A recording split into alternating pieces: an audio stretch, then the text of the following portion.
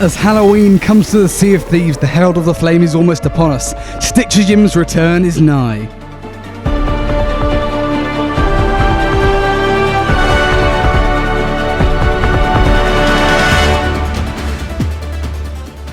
Alrighty then, so yet again we find ourselves in the position of another Sea of Thieves news video. And once again, it is very juicy indeed, surprisingly. I never used to think they were, but they somehow are. Let's get the boring thing over and done with. Community Day recap. Woo! Yeah, some people did some cool things. Someone even filled a server with chests of Reaper's Mark or whatever. I don't know what they're called. Woo! Well done, everyone. Yeah, look, it's great and all cool, but I didn't click on the Sea of Thieves news update for that. Tell me what's coming to the game. So then, let's get on with the Emporium stuff first off. Halloween is obviously coming to the Sea of Thieves. Tomorrow when the Siren's Prize goes away, the Halloween update will be in full swing. And, well, that means new Emporium cosmetics as mentioned. And this time, we get the Bleak Heart set. This set is meant to be inspired by some long-lost Sea of Thieves scary legend of a lost lover or someone like that. Pretty cool theming, I guess, but there are two big things that I absolutely adore about this set. The first one being that it's really not that flashy. A big, I say, problem with Emporium sets is that they're way too over the top. Emporium sets are ridiculously expensive, so I get a lot of people, and including myself, do want flashy cosmetics for the price. After all, we all want good bang for our buck. However, it is nice to take a bit of a break from the usual status quo to have something a bit more toned down, even if it will be the same price. The second reason is that it's white. We do not have enough white cosmetics in Sea of Thieves. It's a common thing that a lot of people in the community is saying, especially ship set wise. I mean, the only recent white cosmetics we've gotten is Good Boy set and the new Athena stuff with the Magpie's Glory set. That's it. There are so many cosmetics that could go really nice with something white, and I'm glad that they're adding more stuff like that. In terms of the actual design of the ship and the individual parts, the sails and figure, they don't look like collector's variants, which I suspect they are because they wouldn't show non-collector's variants, which is a bit of a shame.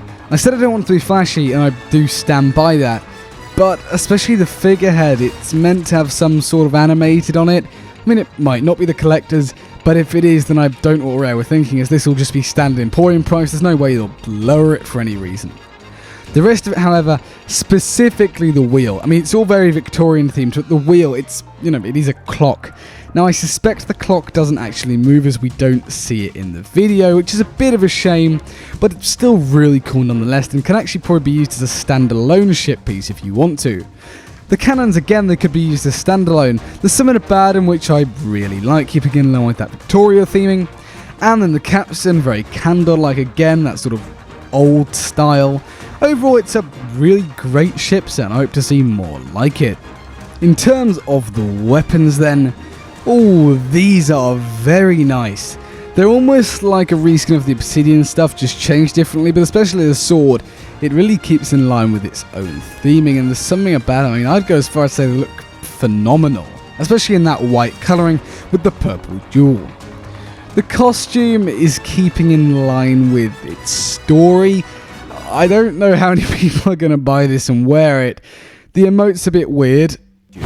Yeah, I don't know what they were thinking there, but oh well.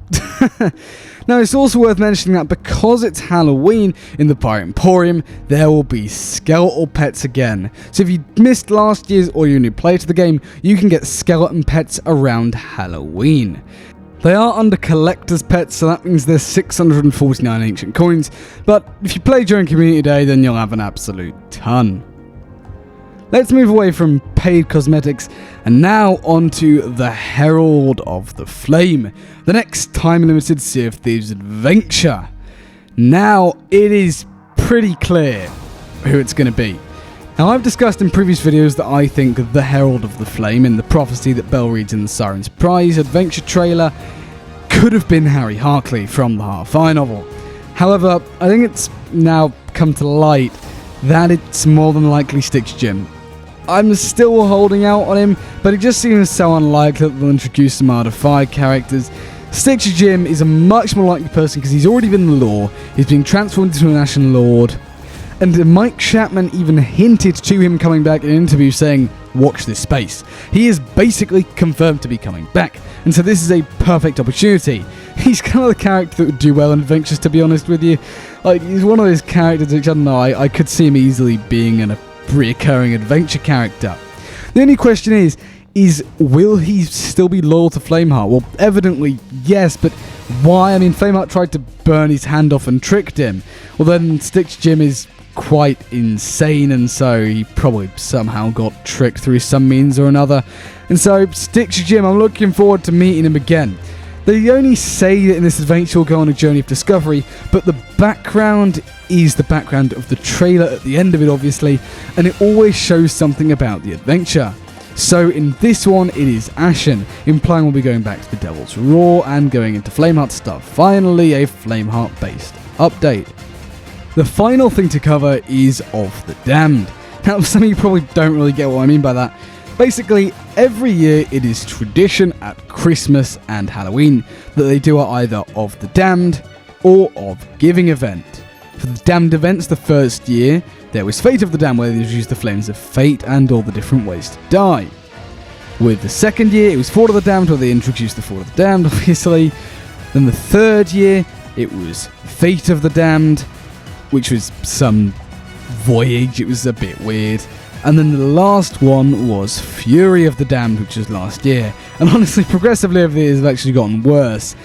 But it is tradition nonetheless. And so it'll be interesting to see if they do it this year, because they always have done. But at the same time, they've got the adventure. And so most efforts could have been poured into that. It would be nice to see a Halloween-based adventure, but we'll have to wait and see.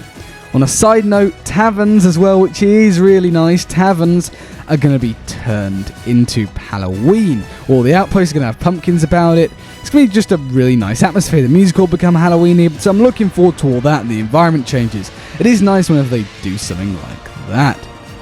That does just help bring us to the end of the video though, so let me know what you think of us down in the comments below, and thank you so much for watching. If you did enjoy, then please consider leaving a like. It really helps out the channel an absolute ton, and subscribe to stay up to date with all the latest Sea of Thieves news as and when it comes out. We're really close to 10k subscribers now, and have some really awesome things planned when we hit it. And while you're at it, why not hit the bell as well? But anyways, apart from all that, thanks for watching, and I'll see you later.